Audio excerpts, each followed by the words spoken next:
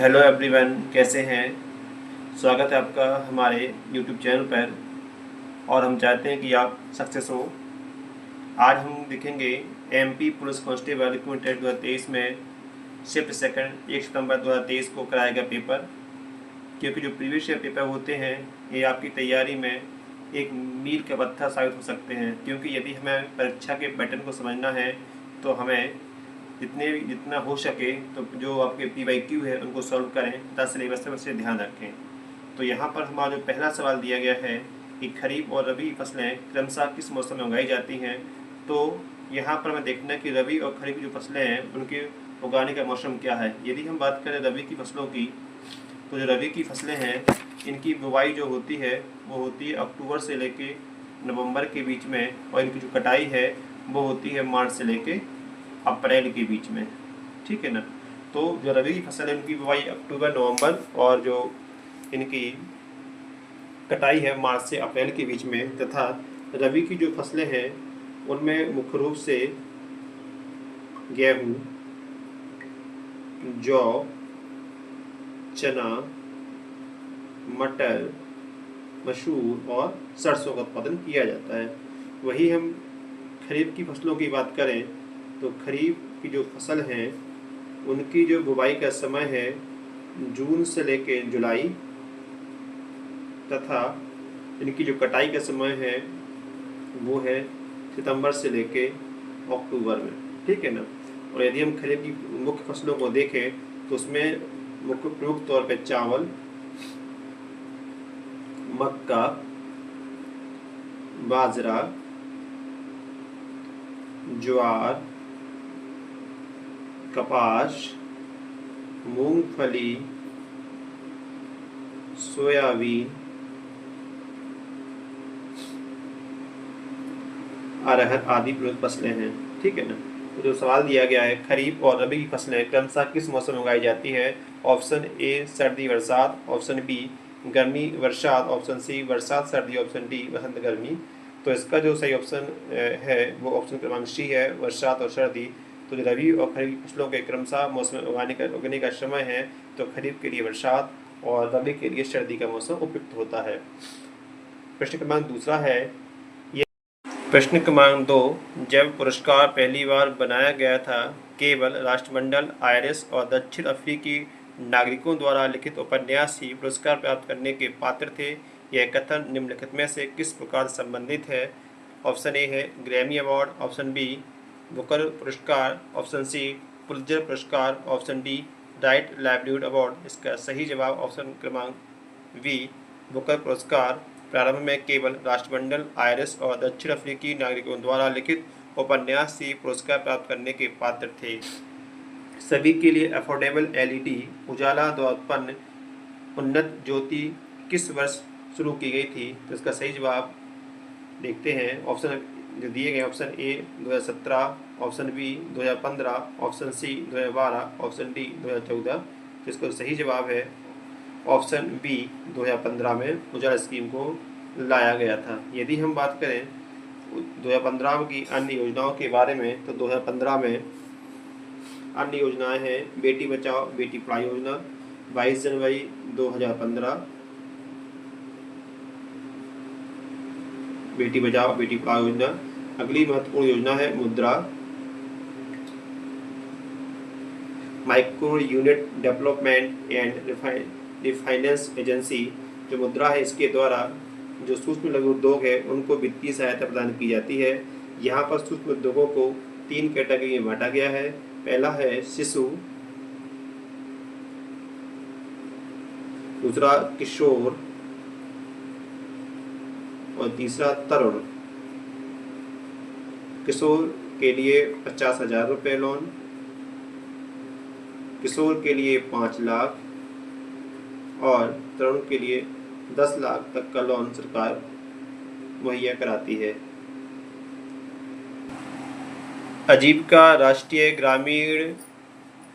आजीविका mission NRLM का नाम बदलकर किस वर्ष दीनदयाल अंत्योदय योजना कर दिया गया। Option A 2017, option B 2018, option C 2020 और ऑप्शन डी 2015। तो इसका सही जवाब है 2015। NRLM का नाम बदलकर 2015 में दीनदयाल अंत्योदय योजना कर दिया गया था। प्रश्न क्रमांक जो 5 दिया गया है, इसका सवाल क्वेश्चन दिया गया है, किस सम्मेलन ने अपने सदस्य देशों के बाहरी अधिशेष और घाटे से निपटने के लिए अंतर्राष्ट्रीय मुद्रा कोष की स्थापना की?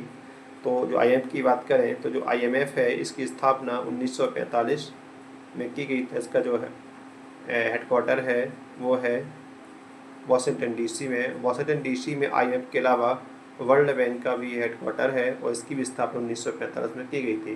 तो जो IMF है इसकी स्थापना ब्रिटेन वुड्स सम्मेलन के तहत 1945 में की गई है। तो इसका सही जवाब आपका सही जवाब है प्रश्न 5 का option number C, Bretton Woods सम्मेलन इसको अपनाया गया था।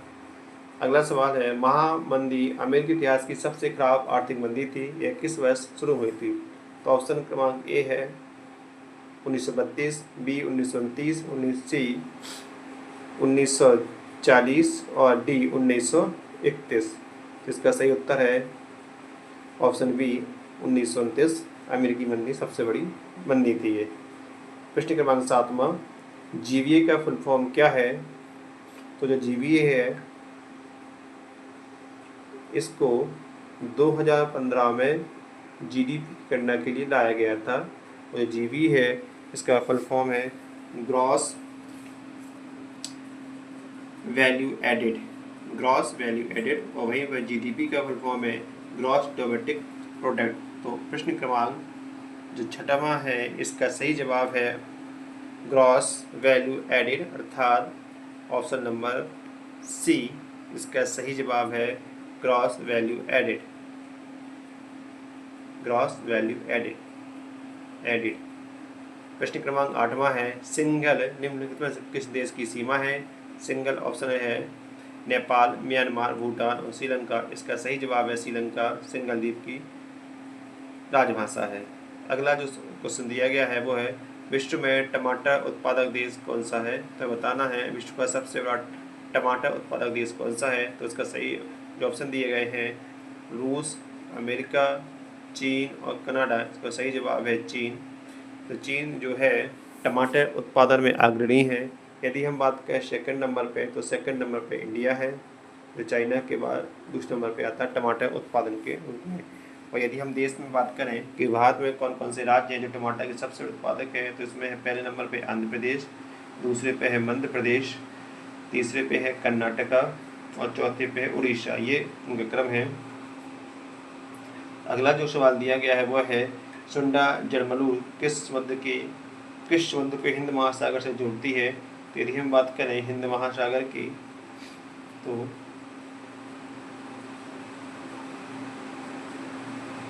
यहाँ पर है अरब सागर,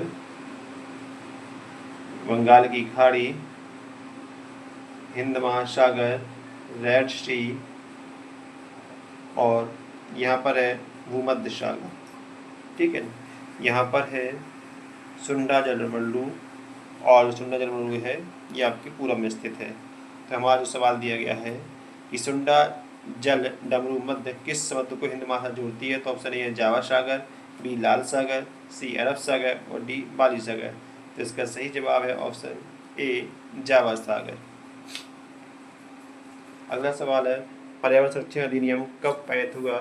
इसका ऑप्शन है 1945, 1956, 1957, 1937 और 1986। इसका सही जवाब ऑप्शन नंबर डी 1986 में पर्यावरण संरक्षण अधिनियम को पारित किया गया था। अगला सवाल आपका है, निम्नलिखित में से किस वर्ष के लिए भिकाजी रुस्तम कामा को जाना जाता है?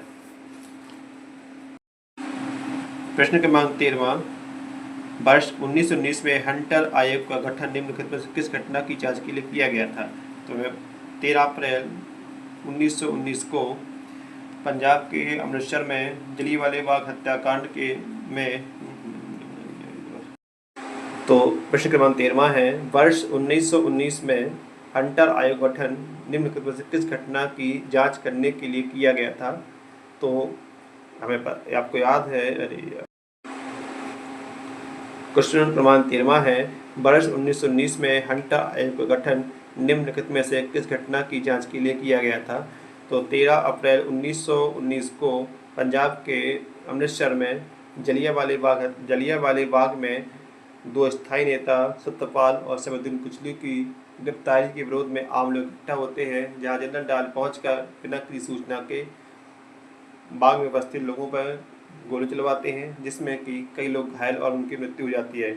इसकी जांच करने के लिए सरकार के द्वारा हंटर आयोग जलियांवाला बाग हत्याकांड के लिए सरकार हंटर आयोग का गठन करती है। वहीं कांग्रेस भी मालवीय जी की अध्यक्षता में एक समिति का गठन करती है, जिसमें मुख्य रूप से CR दास, मोतीलाल नेहरू तथा महात्मा गांधी सदस्य होते हैं। इसी घटना से दुखित होकर रविन्द्रनाथ टैगोर नाइटहुड की उपाधि को त्याग देते हैं।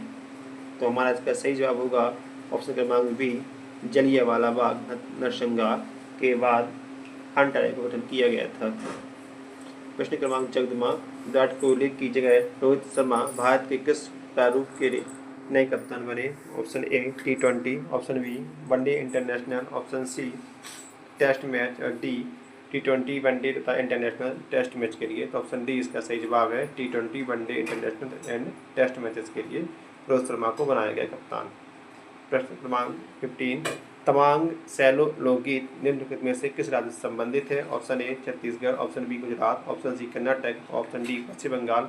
इसका सही जवाब है ऑप्शन क्रमांक डी पश्चिम बंगाल। तवांग सैलो लोकगीत के लिए जाना जाता है। प्रश्न क्रमांक 16वां है, वीर सिंहदेव का भव्य महल कहाँ पर स्थित है? Option A Datia, B Indore, option C Orchha, option D Bhopal. तो जो वीर सिंहदेव भव्य महल है वो दतिया में स्थित है, जिसे सतकंडा महल के नाम से भी जाना जाता है। प्रश्न क्रमांक 17, धुआंधार जलप्रपात कहाँ स्थित है? ऑप्शन ए जबलपुर, पचमढ़ी, पेंच और खंडवा। तो धुआंधार जो जलप्रपात है यह मुख्य रूप से नर्मदा नदी पर स्थित है और यह जबलपुर में स्थित है। प्रश्न क्रमांक 18, उस्ताद अलाउद्दीन खां मध्य प्रदेश के शहर से थे? Option A Indore, B Bhopal, C मैया और डी ग्वालियर। इसका सही जवाब ऑप्शन क्रमांक सी मैया से संबंधित थे उस्ताद अलाउद्दीन खान साहब। अगला है, the Bloomsbury anthology of great Indian poems के लेखक कौन है? ऑप्शन ए आपके हैं अपूर्व कुमार सिंह, अमित शाह, अभय कुमार और डी अरुण चौधरी। इसका ऑप्शन सही सी अभय कुमार इसका सही जवाब है ऑप्शन सी।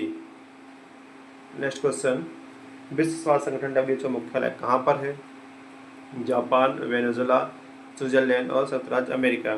तो जो WHO है विश्व स्वास्थ्य संगठन, इसका जो हेडक्वार्टर है वो स्विट्जरलैंड में स्थित है। यदि हम बात करें WHO के अलावा अन्य किन संस्थाओं का हेडक्वार्टर स्विट्जरलैंड के जिनेवा में स्थित है, तो इसमें है ILO,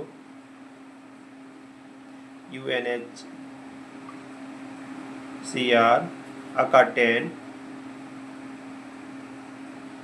WTO और G15। इन सभी देशों के हेडक्वार्टर